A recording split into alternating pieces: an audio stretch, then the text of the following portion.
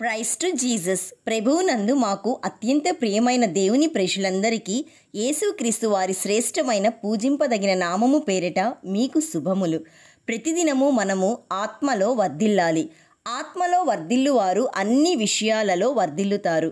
కాబట్టి ప్రతిరోజు జీవవాక్యంను మనము విని అనేక మందికి షేర్ చేద్దాం. ఈరోజు పరిశుద్ధ గ్రంథములో యోహాను సువార్త 3వ అధ్యాయము 5వ వచనం చదువుకుందాం. ఒకడు నీటి మూలంగాను ఆత్మ మూలంగాను జన్మించితేనే గాని దేవుని రాజ్యంలో ప్రవేశింపలేడని నీతో నిశ్చయముగా చెప్పుచున్నాను.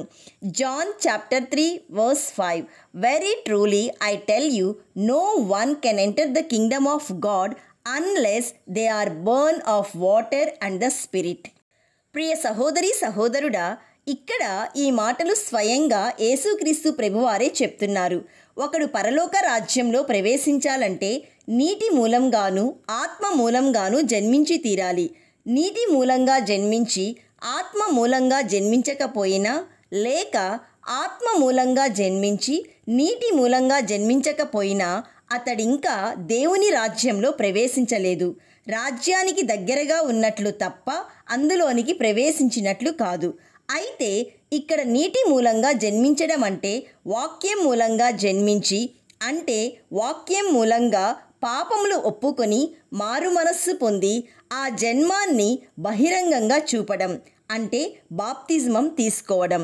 వాక్యం దేవుడై ఉన్నాడు. ఒకడు ఆయన రాజ్యంలో జన్మించాలంటే దేవుని మూలంగా జన్మించాలి. అప్పుడే దేవుని కుమారుడవుతాడు. అట్టివారు వాక్యానుసారమైన జీవితాన్ని గడుపుతారు. ఇదే వాక్యం మూలంగా జన్మించడం. ఆత్మ మూలంగా జన్మించడం అంటే నీవు వాక్యానుసారమైన జీవితం జీవించడానికి పరిశుద్ధాత్మతో నింపబడాలి. పరిశుద్ధాత్మ దేవుని సహాయం కావాలి. ప్రియ విశ్వాసి, దేవుని జీవవాక్యం నీకు త్రోవ చూపుతుంది. వాక్యం నీవిలా బ్రతకాలని ఆజ్ఞాపిస్తుంది. అయితే ఆత్మ నిన్ను అలా బ్రతికేలా చేస్తుంది. ఆత్మ లేని వాక్యం, వాక్యం లేని ఆత్మ సాతాను శక్తులను ఎదిరించలేవు.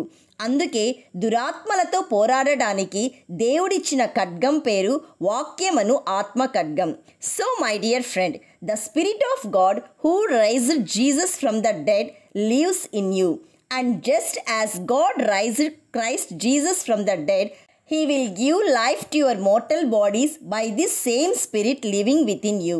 కాబట్టి ప్రియ దేవుని బిడ్డ, ఇరుకు మార్గంలో ప్రయాణిస్తూ పరలోకం చేరాలంటే ఎలా జీవించాలో తెలుసుకోవడానికి వాక్యం కావాలి. కానీ ఆ ఇరుకు మార్గంలోకి ప్రవేశించి వాక్యానుసారంగా జీవించడానికి మాత్రం పరిశుద్ధాత్మ దేవుని సహాయం కావాలి.